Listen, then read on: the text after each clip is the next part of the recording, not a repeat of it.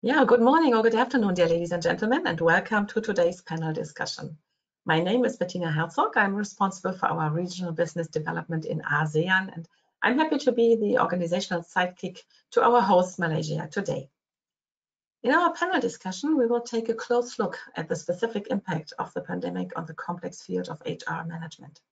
Home office, mobile working, quarantine in and outbound travel restrictions, company vaccination offers, or even mandatory vaccination, COVID-19 has brought up a whole new set of circumstances that have a very immediate and varied impact on your local and cross-border HR management. We are happy to be able to take a closer look at no less than 5 countries today: Germany, the Czech Republic, Malaysia, Sweden, and Vietnam. Before I hand over the microphone to the moderator of our panel, my dear colleague Christian Swoboda, let me briefly explain the technical side of our program. The following functions are available to you. In the upper right corner of your screen, you will find the control panel. Here you may adjust the audio settings and choose, for example, between your computer audio or a headset if available. Please note that as a participant, you are muted by default.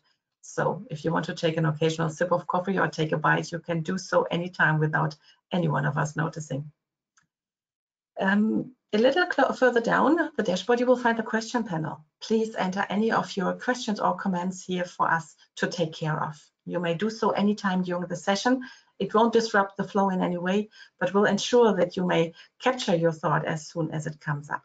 We will take down all your questions and be happy to attend to these in the end at our Q&A session. Also, should you experience any technical issues, please let us know here as well, and my colleagues in the background will be happy to assist. Furthermore, we uploaded a PDF file containing the contact details of today's panelists for you to download at your discretion. And now, with that being said, it's my pleasure to turn the microphone over to Christian Swoboda.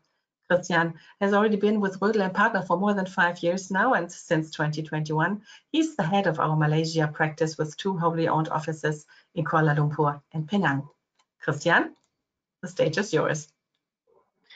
Thank you very much, Bettina, for the kind introduction. Dear ladies and gentlemen, dear guests, I'm very glad to welcome you as well to our today's International Expert Roundtable on human resources in times of COVID-19. The idea of these International Expert Roundtables is to give you an overview about a specific topic from various countries, and I'm happy that I'm joined today by some of our expert colleagues. For Germany, Dr. Michael Rödl. He's the head of human resources at Rödl & Partner Germany, and will also give us some insights of our own HR practice. For Sweden, Philip Grümmer, legal counsel and head of our BPO team in Sweden. For the Czech Republic, Peter Heusak, tax advisor at our BPO team in Prague. And for Vietnam, my dear colleague Michael Vietnamese, lawyer and head of our offices at Rödl & Partner Vietnam. Our today's International Expert Roundtable will focus on 3 main HR-related topics, and this will be followed then by a Q&A session where you can ask all your questions to us. Let us start with the first topic, a general introduction into the general or the HR-related situation in the presenting countries. And let's start with Sweden, and I would hand over to Philip. Thank you, Christian. In Sweden, we have, as you probably know, had a bit of a different approach. We have had no hard lockdowns. We have had recommendations and traditionally that's a way to show that we are quite conform. We do follow recommendations, so that has been working well.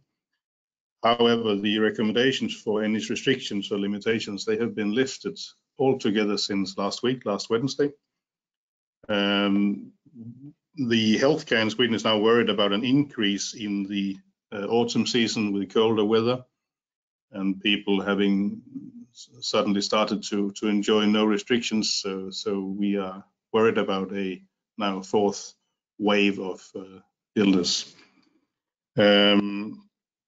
Concerning the labor market, there is apparently a shortage in certain areas. For example, restaurants. For 1.5 years, restaurants have been closed very much or having very little staff, meaning that people have left for other businesses, other works of line.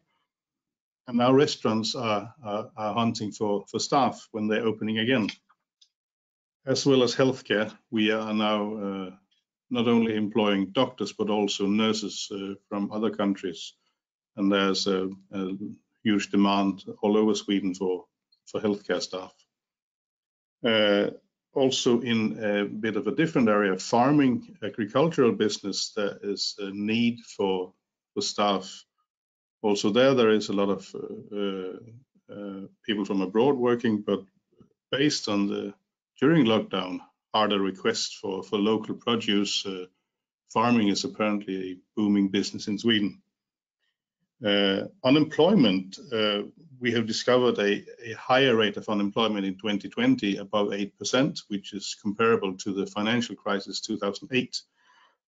Usually we are about 7%. So for Sweden, that is an increase that we hope to get over in 2022.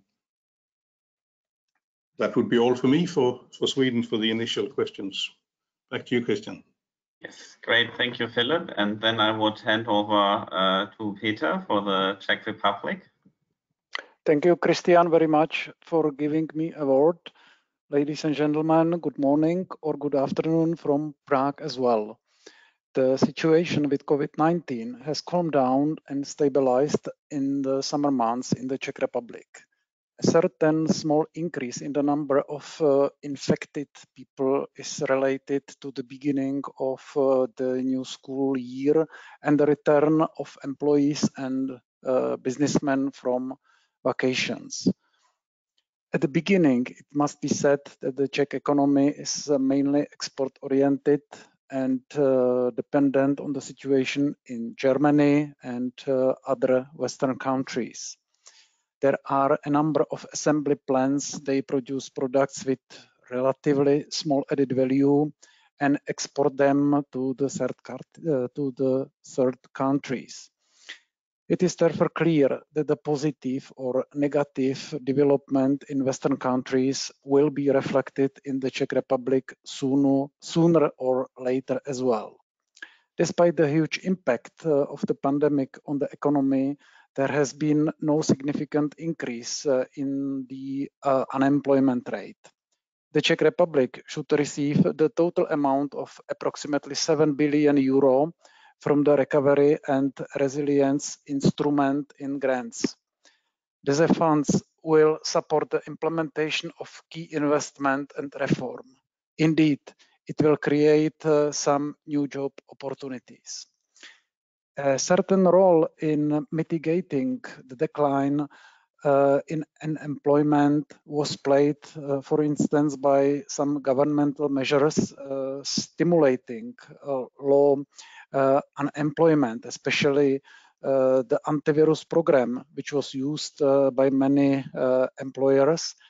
And according to data available to us, the Czech state compensated partially or even fully wage cost of approximately 600,000 employees already in April 2020, when this pandemic only started. The smaller than expected increase in unemployment is also related to the initial condition of the Czech economy and the labor market, which was significantly overheated at the beginning of the pandemic.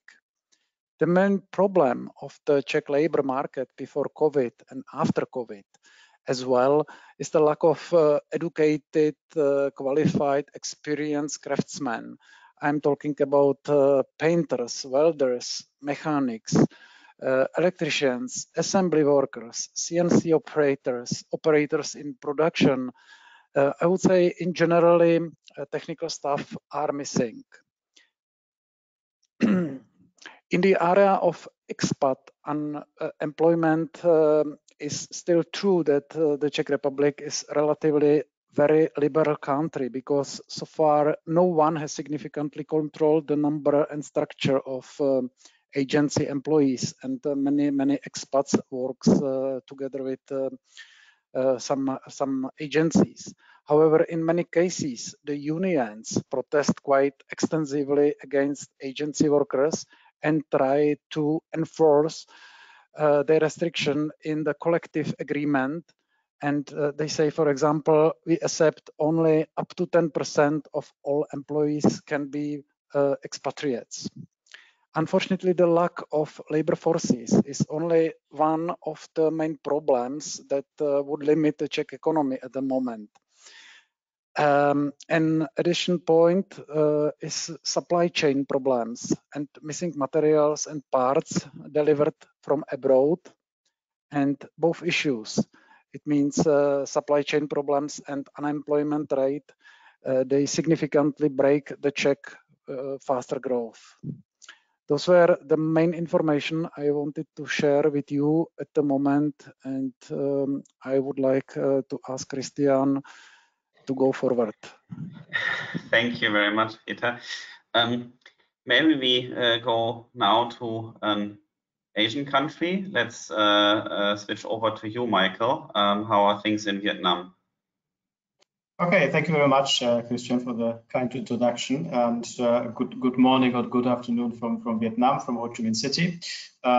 We are kind of in a slightly different development here in Vietnam, definitely, and with a few important changes next month. So last month, in terms of what's going on here in respect of the pandemic. So now is a very good time to talk about it, I suppose, from a Vietnamese perspective.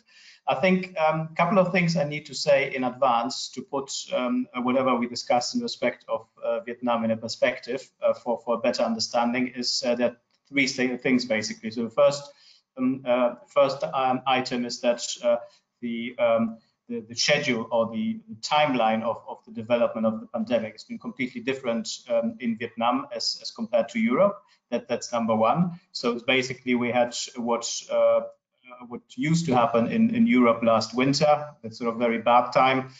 This is what we had here over the summer. So we're sort of at the very end of the development. Hence, things are changing rapidly for the better, hopefully. So that's the first item. I'm going to just say a couple of sentences. The other one is important to understand, also to understand the economic impact of all of this, just to see how industry and how the business world is sort of distributed over the country. And also the fact that the response to the pandemic, including regulations and so on, was very much a local one and not a national one, which obviously is of interest to companies having suppliers in different parts of the country and different subsidiaries and so on. And finally, it's also important to understand that which industries are important, in particular for the revenue of the country, because many of the responses to the pandemic were tailored to this particular industry. So in terms of the timeline, I just make it very short. So we had almost no COVID problem at all. So when everyone was very worried and suffering a lot last year and at the beginning of this year, here in Vietnam, the borders were closed last year in March. So no one is basically, without any special approval, no one's coming in or out. There aren't any commercial flights, international ones, only charter flights, which are approved on a case-by-case basis. And everyone who is coming in on this one of the charter flights is subject to quarantine, depending on the timing, either 3 weeks, 2 weeks, or 1 week, whether they're vaccinated or not. So therefore, that works in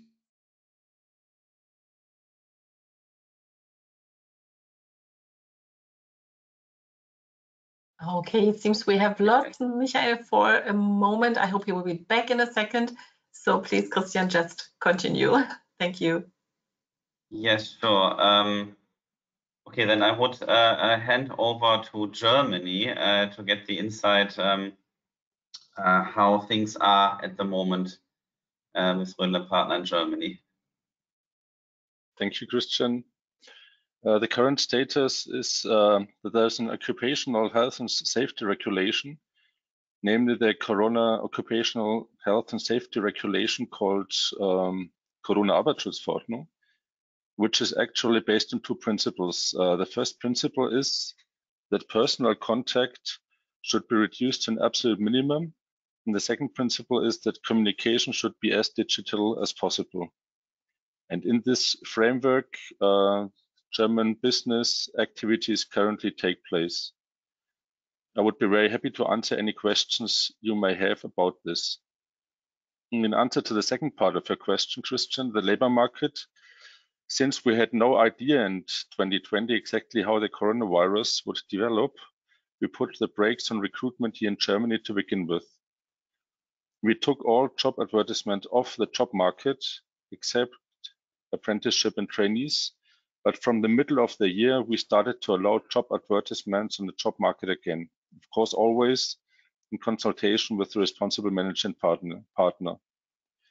I believe that was a good strategy, because if you jump to 2021, you can see that the shortage of skilled workers is extremely severe. And not just when it comes to lawyers, tax consultants and auditors, but it actually applies to all areas of business. I give back to you, Christian. Thank you very much, Michael. Before we come to the next topic, let me briefly also talk about Malaysia. In Malaysia, starting maybe with the employment market or labor market, we saw a slight increase in unemployment during the summer month from 4.5 to 4.8%. Comparing these numbers with some of the European countries, they are rather moderate to low. However, considering the situation which Malaysia had to master in the last month, or actually over this year, it's really surprising that these numbers are relatively low. For one, we had, of course, the pandemic. Malaysia was hit very hard by it. We had the highest case numbers per capita in the region. Bloomberg recently rated Malaysia as a last rank in terms of COVID resilience. That is on one hand. On the other hand, we also had a political crisis, so there was not really an acting government for quite a while, since the government wasn't sure whether they still had the majority in parliament. However, in the recent weeks, we can say that there's light at the end of the tunnel. So for now, or for one, Malaysia had a very successful vaccine program. The country managed to vaccinate roughly 63% of its total population so far against COVID-19. At the same time, we also have a new prime minister, Sabri Yaakob, who seems to be also able, via a memorandum of understanding with the opposition party, to create some sort of political stability. So these are definitely good news for the country. When it comes to foreign investors, particularly our clients, we see that it seems to be difficult. I mean, also again, considering the rather low unemployment rate, difficulties in finding manpower for the manufacturing sector. Another bigger issue when it comes to immigration and relocation of expats. This definitely takes some time, considering waiting time with the authorities, and also changing rules when it comes to quarantine. And you still need an approval to enter the country. However, there are also some good outlooks, since home quarantine seems to be possible also for expatriates now. this was the first part, and we are coming now to our second topic, the COVID vaccine, the vaccination and the HR-related implications to it. And I would also suggest that we start again with Sweden. So I would hand over to Philip. Thank you, Christian. Thank you. Concerning vaccination in Sweden, there's a strong will to get vaccinated. The debate, as seen in many other countries, is relatively limited in Sweden against vaccine. That is limited to not be a broad part of society, a broad part of debate, but secluded to certain groups in society being critical to vaccination. We are now starting to recommend to vaccinate 12 to 15 years old, and to get pressure in this, it will be done administrated by schools, so that healthcare workers will visit school classes and vaccine in school. We hope that will get pressure on that group as well, or their parents. What we see concerning the options and rights to employers, we have experienced issues with healthcare staff who are unvaccinated and working with elderly people in home care, for example, where elderly people are worried that they meet different staff very often, for example, for transport or services in their home that are not vaccinated. That's an issue. There's no right to get a reply as an employer when asking, so we are allowed to ask employees, but employees are in their right not to reply if they are vaccinated or not. And there's no possibility to request a vaccination. We hope, for example, for that the very strong unions in Sweden could make a statement into this.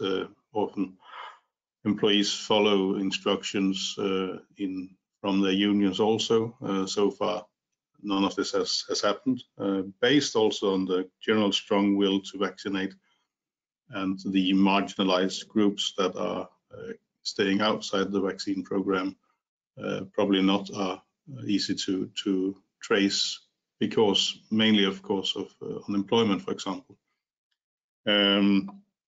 Labor law in Sweden is relatively strong to support the employee, but we do see a debate where the greater good for society by vaccination has effects on what could be a more loose approach to labor law to pressure groups to vaccine. That was all for Sweden. Back to you, Christian. Thank you, Philip. And let me maybe hand over to Peter. How are things in the Czech Republic? Thank you, Christian. As of September 30th, 2021, approximately 60% of the Czech inhabitants are fully vaccinated. The vaccination was performed with mainly AstraZeneca, Pfizer, and Moderna. And since summer this year, also children 12 plus can be vaccinated. Such a low number of fully vaccinated people, I have to say, surprises me personally. The Czech Republic is one of the worst in the world in terms of deaths. Up to date, 30,000 people, more than 30,000 people have died either directly from or because of COVID-19. With a total population of 10.7 million, the number of deaths seems to be very high if we really want to compare ourselves with the Western European countries. As in Sweden, there is no obligation to be vaccinated, and it is, I would say, strictly recommended only. However, in transport, in public places, in offices, in hospitals, it is obligation to wear either a respirator or a nano mask and have it for the whole time. Employees definitely require assurance that health and associated preventive measures to protect them are at the highest possible level in the employer's values. And employers must be prepared to invest in safety and health into the staff and department separation, for instance, air filtration, ventilation, the introduction of various contact areas, and the provision of sufficient number of protective equipment, such as disinfection, COVID tests. And I would say that this is the HR department or similar department task to communicate proactively and properly this in an appropriate way across the company. This is extremely important role to support the company's management, to train the staff, explain them related plans and guidelines. Definitely, it changed significantly the work also for recruiters who were forced to implement recruitment procedures online, which was often very difficult for both sides. It was time-consuming and risky as they were not in standard contact to each other. And those points are closely related to significant increase in administration in various areas.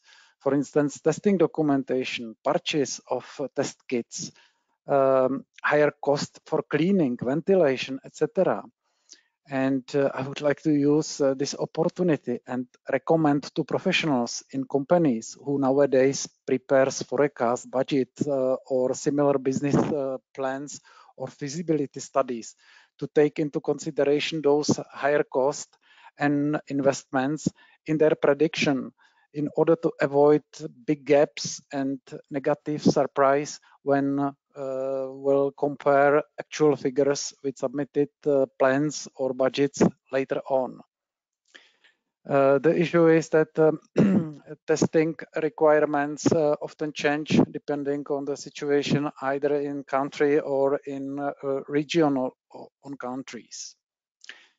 And it is true that the employee cannot simply reject the employer's request to perform the test. However, the employer must offer the same options to all who has to be tested. Therefore, one employee cannot be ordered only for some nasal test and the other, for instance, saliva examination. It must be always keep in the same way.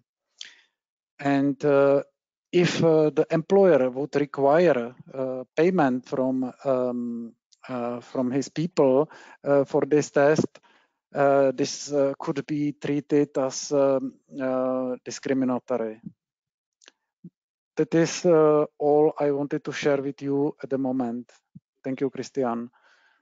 Thank you, Peter. Then I would switch to Michael in Vietnam. You're back. Michael, how are things? Yes, let's see how it goes now. So hopefully I have fingers crossed. Here we go. I just wanted to make maybe the second point I wanted to make about vaccines a bit more understandable. I'm just going to say three very small things just to finish off my first point, just to provide some background understanding for the discussion about vaccinations and so on. So we had number one is that the first big outbreak was in this summer. Number two is that it was very local. So first of all, this outbreak which started in May started in Hanoi, in the industrial zones sort of around Hanoi in the north.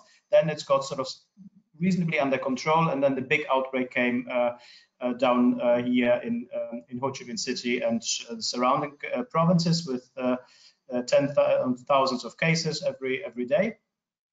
So that was basically the problem which emerged over the summer. And on top of this, if you look at all these measures which were taken very much locally by the government, there was most of the measures were sort of tailored to industry and factories, because that was the biggest concern from a health and also from a closure lockdown point of view, that as many factories as possible should operate and close. This did work in some areas in central Vietnam and in northern Vietnam to some extent. Here in the south, and all these industrial zones in Ho Chi Minh City and surrounding areas was a big problem. So over the past 3-4 months, almost all the factories closed, and only factories were permitted to operate which, believe it or not, which had the employees, the workers, stay and sleep on site. So they weren't allowed to leave. If this was then, imagine the HR person in charge of all of this, it was probably a tough job. So only these factories were permitted to operate. So now we're at the end of the process. And what does it mean for the labor market? Just one point here. Basically, when all the factories closed, then they started laying off the workers, and all the workers left the south and went back to the villages where they come from in central Vietnam, northern Vietnam, possibly. And now, as of 1st of October, the south is reopening gradually, but the workers have not returned yet. So this is currently a big problem. Just yesterday, I read in the paper that on average, all these factories have 50% of the workers back at work currently, although they are now allowed to operate. So now just back quickly to the vaccination. What I said before about Vietnam being very successful to contain the virus until May this year.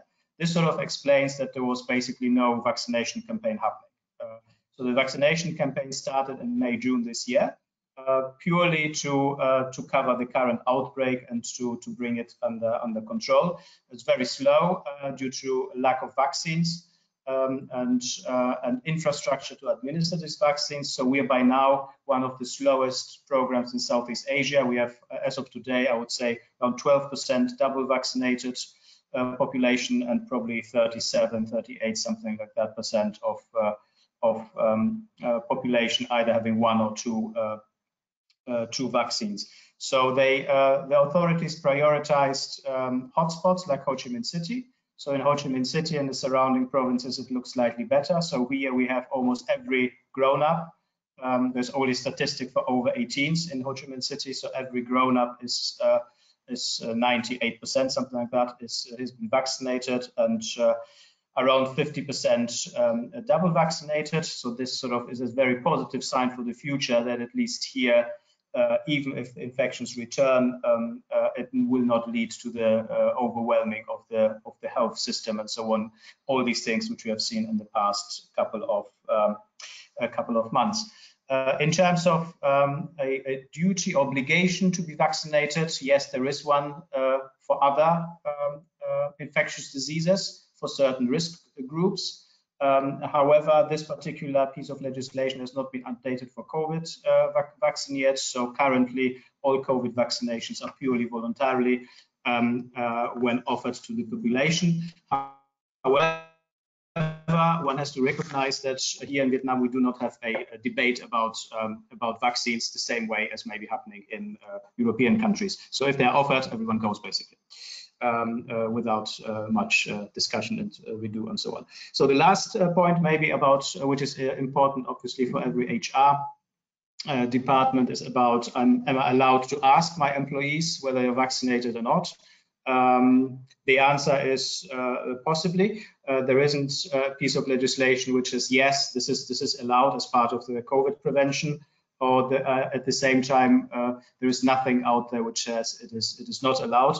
In Vietnam, we also do not have a data protection legislation which would be comparable to European one. There is a draft which came out, interestingly, out of the requirements of the EU-Vietnam Free Trade Agreement, but this has been discussed now for 9-10 months, and due to the recent COVID outbreak, I think it's been put on hold because there were more important things happening.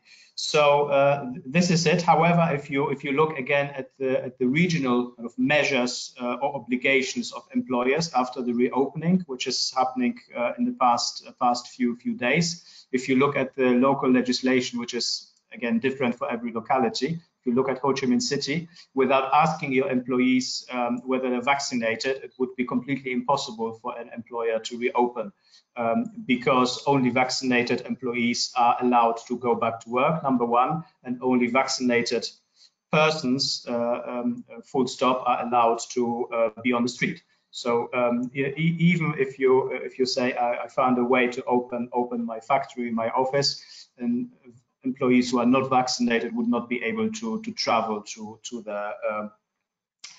the workplace. So I think that would be my part on the vaccination. Great, thank you very much, Michael.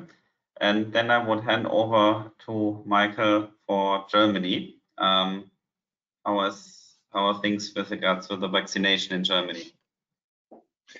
Thanks, Christian.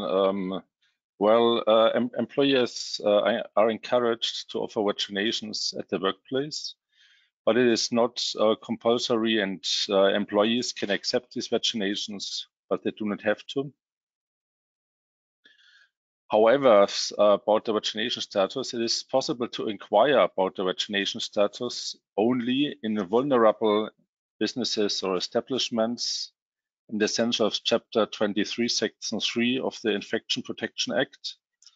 This applies in particular to hospitals, nursing homes, and homes for the elderly, schools and daycare centers, where the employer can check the vaccination status. As a consequence, however, it is then only possible to plan staffing differently. If, for example, it is discovered that in a nursing home where one has to work very closely with the patients, unvaccinated people might be among the nursing staff, then the employer can arrange the staff roster in such a way that the unvaccinated persons do not have close contact with the nursing home residents. This is the only consequence which currently exists. That's because we have a very strong constitution, and the encroachment on personal rights and the non-existence of compulsory vaccination is a right that is strongly protected. I would also like to mention that I expect more discussion about how to proceed in weighing up personal rights and compulsory vaccination after the German Parliament elections, Bundestag, 1.5 weeks ago. This will be very exciting to see what will happen there. Thanks. I give back to Christian. Thank you, Michael. Well, then let me just quickly also cover Malaysia when it comes to the vaccination status and the programs here. So as mentioned, Malaysia had or is having a very high vaccine rate, at least within the region. The government passed a so-called National Recovery Plan, which is structured into 4 different phases. The phases are considered or based on case numbers and hospital capacity. So phase 1 means that there are high cases, and phase 4 that there are not many cases anymore. Each phase has its own SOPs, so standard operating procedures. And these SOPs are now also differentiating between vaccinated and unvaccinated person. And in certain sectors and certain industries, only vaccinated employees can or are allowed to return to work. So that requires basically from an employer to know which employee has received the vaccination or is considered fully vaccinated. And in Malaysia, in general, this is possible to ask. However, we also have here a Data Protection Act, and health-related data is considered highly sensitive. So for this, the employer requires or needs to get the consent from the employee, maybe via the employment agreement, via a clause in the employment agreement, or via a consent form, and only then the employer can obtain the information whether or not the employee has been vaccinated. What are I mean, basically, there is no legal obligation in Malaysia to get the vaccine. I mean, we heard this from all the other countries. So far, it seems that there is not yet any country here, at least, which is presenting where it's mandatory to get the COVID-19 vaccine. The same applies to Malaysia as well. So the question might arise, so what happened, or what can the employer do if the employee is unwilling to get the vaccine and it's therefore not possible to return to work? So first of all, the employer can't force the employee to get the vaccine. And then we need to see whether disciplinary actions are possible. There's no case law at the moment.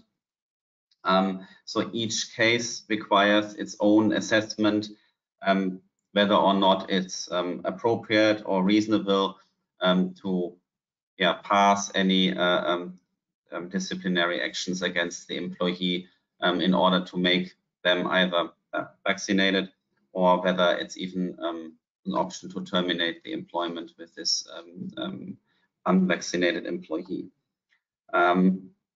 This was it for Malaysia, and let us switch then to the next topic, which is, there we are, return to work, or basically is focusing on the new normal. I would also start here with you, Philip. How is new normal in Sweden? Thank you, Christian. Concerning the new normal, the new normal is certainly going to be a hybrid solution for those of us who are able to work from home. There's of course large groups that are not affected, bus drivers, factory workers, etc. So this might also be a dividing issue between blue collar, white collar, on how the new normal certainly is something that everybody talks about, but it only affects half of the society. But for consultants and similar, a hybrid solution is very attractive, and also going to be something that employers will show as a possibility, because it's going to be expected now that you're able to work from home. There might be the possibility in a large country with a small population of Sweden to be employed in Stockholm while living in northern Sweden, which would not have been possible for 1.5 years ago. And that's interesting for people to be able to maintain a certain profession, however, living in a rural area instead of everybody moving to Stockholm or Malmö. It might have the effect, a positive effect. A hybrid office solution also has impacts on your family life and environment. And those issues are, of course, very important in a country where work-life balance is very high rated, as in Sweden. Now, after post-COVID, we expect that also very, should we say, traditional management who might not see the Swedish model and work-life balance as being important, suddenly via COVID are forced into to talk about work-life balance and hybrid solutions, which might have not been that hard in, let's say, our type of profession before. For Rödl & Partner in Sweden, we are now since this week working 3 days permanently from the office, Monday, Tuesday, and Thursday. We want the whole team to meet instead of missing out on meeting each other during a week. We have now, for a test period until the new year, 3 fixed days and the possibility to be at home on Wednesdays and Fridays. Not that it's just the right to be at home. If you are needed by colleagues, you are expected to come to the office. This has also to do with the mentioned lack of restrictions in Sweden now that we are allowed to also use public transport, which has been an issue before. We do know that some of our colleagues have an issue with that, and we are very flexible in that area too. We see that some clients also are talking about the same system, and it's generally probably a way to keep staff together. Also discussing office space. It's very much a positive to have your own desk, at least in our line of business. We're quite traditional, many of us. We don't want to fight for a certain desk in the morning. We want our own office. And that is probably why people tend to find this solution with fixed office days very good, because, well, everybody then needs their own desk. So there might be an amicable idea between management and employees to have fixed days also in the future. For me as a team lead, I hope that, because I enjoy meeting the whole team, and that's important for us. So new normal is forcing even more people in Sweden into a very strong work-life balance. And it's very much a debate also in Sweden for environmental reasons and family reasons. So suddenly it's a focus area that no one thought about for 10 years ago. That's all for me. Thank you. Thank you very much, Philip. And then I would pass on to Peter. How is the new normal in the Czech Republic? Thank you, Christian. Almost all was mentioned. Philip from Sweden is relevant for the Czech Republic as well. The biggest concerns of employees is in certain profession is the return of the old, not entirely flexible way of working. However, we now have huge opportunities and possibilities to take advantage of modern technologies. We have in place digitization, automation, Skype, Teams, GoTo, WhatsApp, and many other technologies. We all have the same opportunity to learn and improve our skills in a practical use of technologies we may not have had any clue about 18 months ago. An old Czech proverb says, "Good luck to those who are prepared." So let's use it to our own advantage and take it as a challenge. Indeed, many employees want a better work-life balance, as in other countries, I assume. Some of them wish to keep at least 2 days of homework per week. On the other hand, 100% of homework is harmful, even from the point of view of employees, especially for new employees who do not yet know the corporate atmosphere and are not fully integrated into the corporate structures.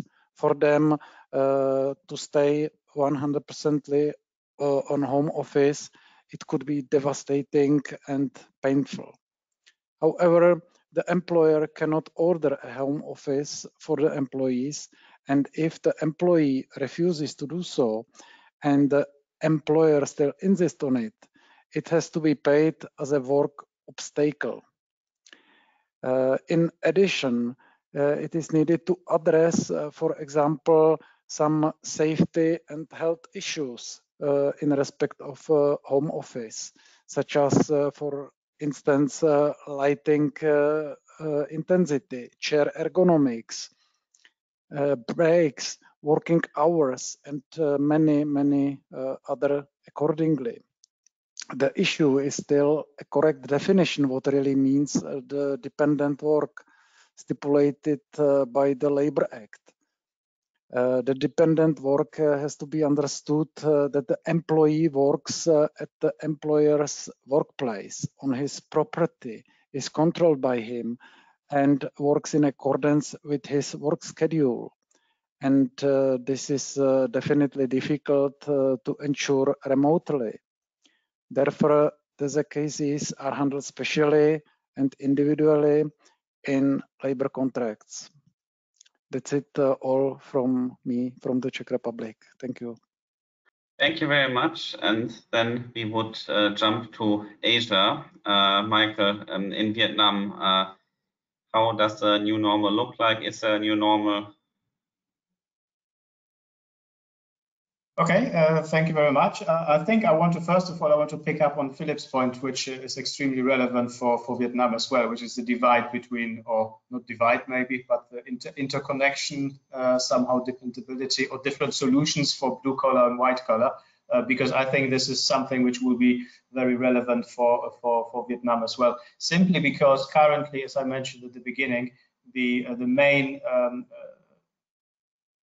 industry or the main part of the economy driving the country forward is basically manufacturing industry, all this export manufacturing sort of thing. So all these things we have seen in China, let's say, I don't know, 25 years ago, this sort of thing is happening here now. So obviously, if you look at all these new normal, these regulations and so on, the main focus is to keep these factories, this industrial zone, export processing zones, and you name it, to keep them running and working. So hence, you know, if you look back, all the desperate measures of telling people to sleep in the factories and not to have to close and things like that.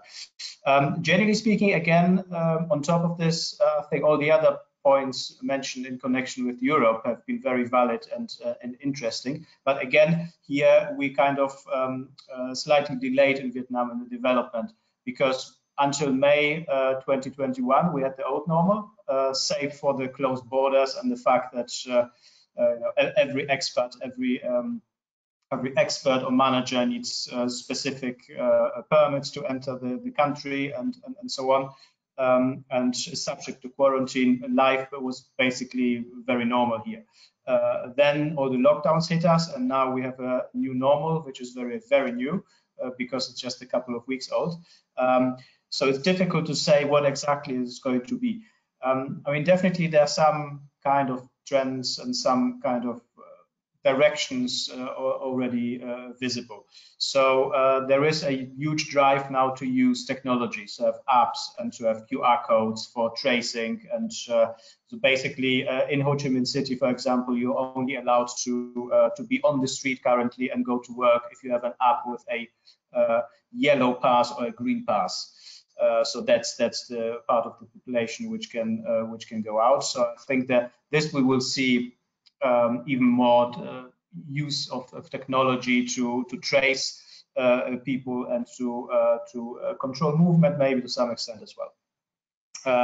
Then obviously we have regulations in terms of hygiene and distance and so on, which are, I would say, very general, and again depending on the location. So here, for example, in Ho Chi Minh City, what we see is that every employer has to do his or her own risk assessment, and depending what sort of company it is, how many people you have, how many people you need to operate, then you have to identify the problems and try to address them. So that's the kind of flexible risk assessment. It's basically placing the burden on the HR department and on the employer. One interesting thing in terms of hybrid solutions maybe is that I think generally speaking in Asia, especially specifically in Vietnam, the discussion is not as far advanced in terms of employees wanting it. I think it depends very much again on the profession and the job. So I mean, I don't know, maybe lawyers and managers will want more kind of flexibility, while other people will not ask. Other employees will not ask for this as much maybe as in Europe. That's just a general kind of feeling. The one thing in terms of hybrid working, I also wanted to mention currently, let's see if this stays. There are regulations that employees, if at work, have to be separated by at least 2 meters. So obviously this says if you have an open plan office or if you have a factory environment with a kind of textile kind of thing, this obviously will have huge implications on design of the buildings and possibly shift working or some other arrangements which will have to be thought about. I mean, let's see if this is here to stay or whether it's just a temporary measure. It's difficult to say. And one further thing I just wanted to mention, which is maybe very different from other countries, but nevertheless relevant for business. So I already mentioned the very strict border closures with no international flights and so on. So currently we also have a situation that there is a very tightly regulated internal domestic travel within Vietnam. So basically there are hardly any flights out of hotspots like Ho Chi Minh City. And also if you're traveling from a hotspot to a non-hotspot area, you're most likely to end up in a quarantine for 7 days. So this is something for companies also to keep in mind, that on top of the international travel restrictions, which are basically everywhere in Southeast Asia currently, in Vietnam, we also have, at least for now, very strict domestic travel restrictions where travel is only allowed for good reasons. So I think that would be my feedback on the new normal in Vietnam. Great, thank you, Michael. Michael, for Germany, can I ask you how the new normal will look within Germany, or perhaps also within Rödl and Partner? Yes, thanks, Christian. Well, at Rödl and Partner, we are very pleased to see that even some of our managers who are maybe more conservative are now willing to be more flexible and allow their team members to work from home. Currently, the situation in our offices is governed by the Corona-Arbeitsschutzverordnung mentioned before, which means that company contacts should be kept to a minimum and people should work digitally as much as possible. While we have specified the principle of mobile work in our FAQs and confidentially placed the mix of office and mobile working in the hands of our managers, who can decide in consultation with their respective managers how and in which composition their team works mobile and when they are all in the office. As a framework, we have defined as HR that there should be at least 1 day a week when as many team members as possible are in the office, simply to strengthen the team spirit. And in addition, we recommend that new employees should work mobile only on 2 days at the most per week. That's the situation at Rödl and Partner, and I hand back to you, Christian. Thank you very much. So then I would come to Malaysia as the last country here for the topic new normal. In Malaysia, the new normal is slightly defined by the current National Recovery Plan and the respectively applicable SOP. So just to give you an example, Kuala Lumpur and Selangor are now in phase 3, which means they are relatively open. We can obviously go back to work. Other states like Penang, for instance, are still in phase 2, so with further restrictions. For the company, depending, of course, on the state where they are located, first of all, they would need the approval to reopen and to allow staff to return to the office or the factory. They would definitely need to comply with the SOPs. Again, like the SOPs vary from the phase based on the National Recovery Plan. And these SOPs, they are, of course, rather abstract, so it makes sense for the company or for the employer or the HR team to break them down and to make them more specific for the company itself. So basically setting out thresholds for certain numbers or numbers of employees being present in the office and so on. The SOPs are, of course, rather likely to remain in place for a while in a certain form. So it is advisable for companies where possible, of course. I mean, that Michael already highlighted that for manufacturing this might not be so easy, but where possible to have a flexible approach, consider hybrid solutions. I mentioned during the first topic already that there is a certain shortage of manpower in Malaysia. So considering also that many Malaysians live with several generations under one roof, offering a more flexible hybrid solution and a modern workspace definitely might help also to find the appropriate manpower for the company. Having said that, I would like to thank all my colleagues and would pass back to Bettina for our Q&A. Thank you very much.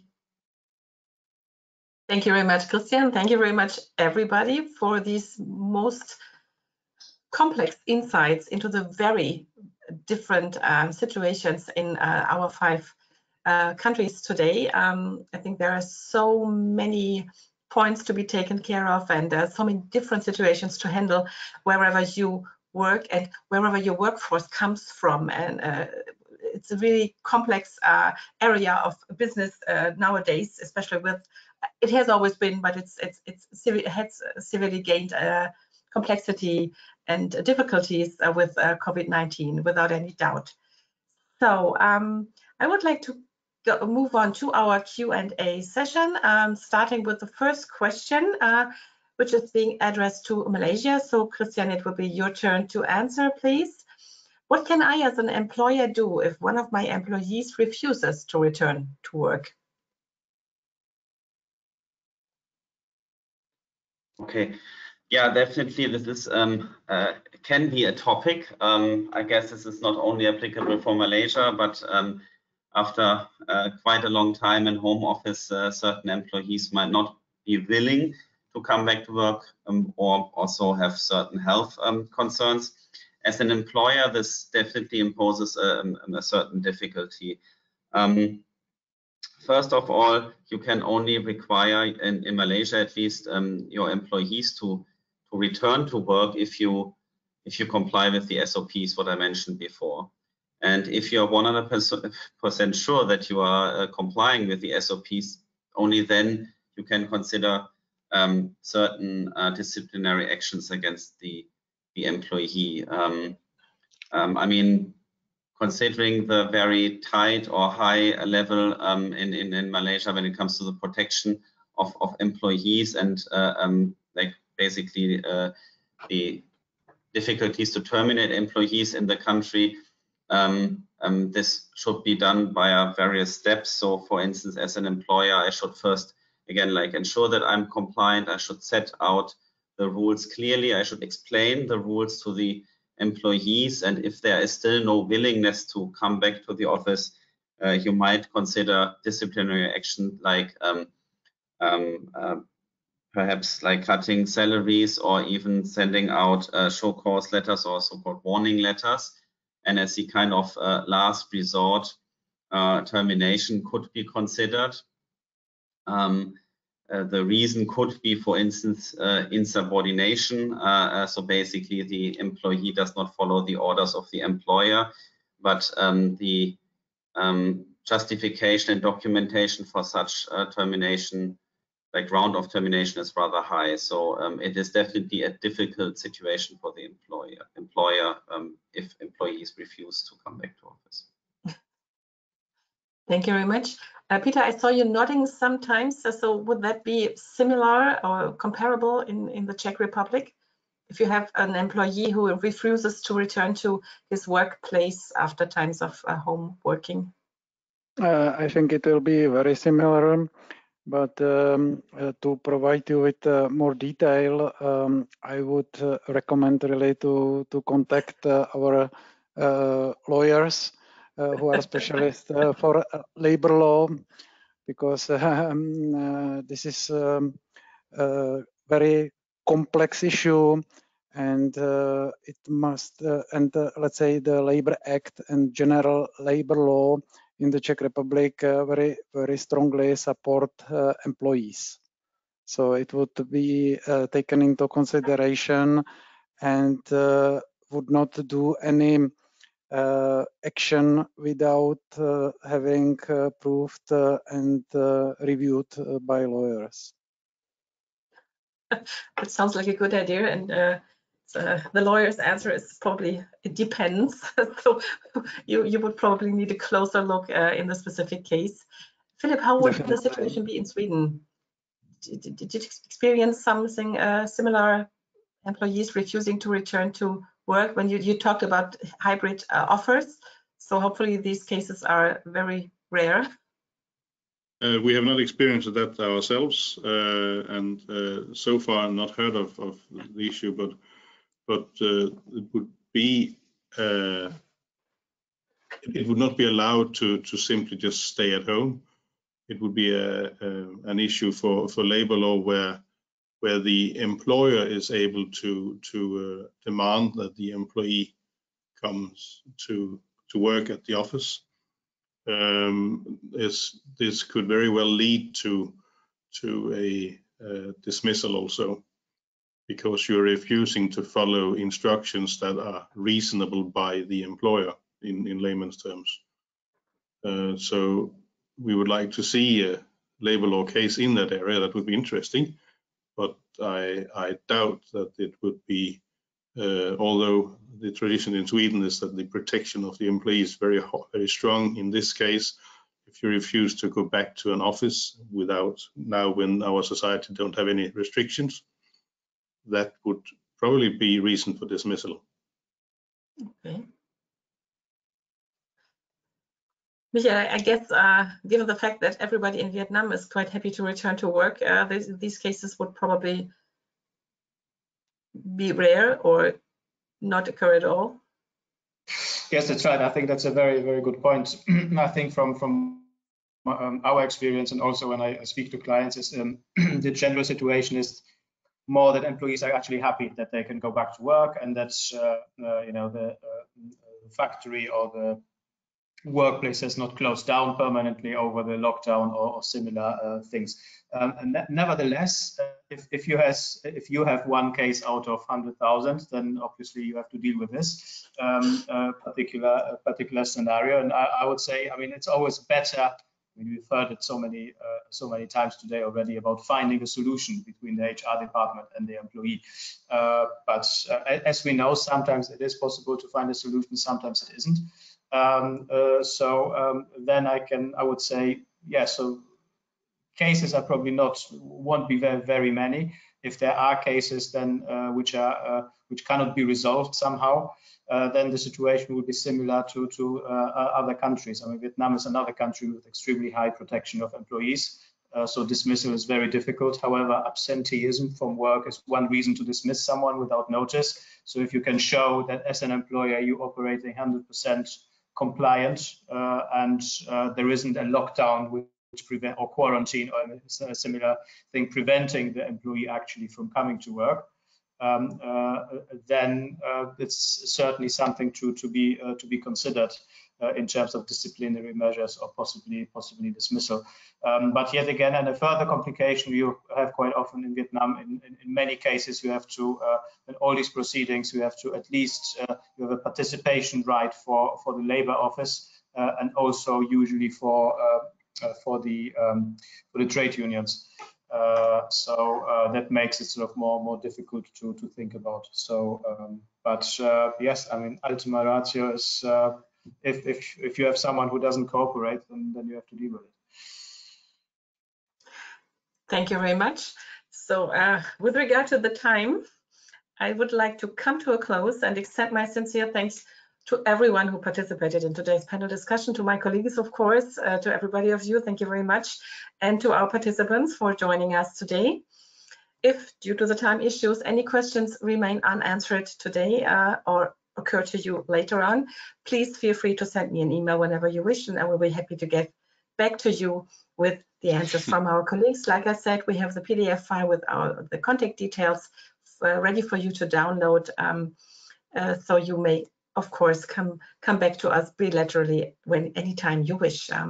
This session has furthermore been recorded, and everybody who has registered will receive the link to the video recording by tomorrow, and we will, of course, publish it on our website as well for you to recap anytime you wish.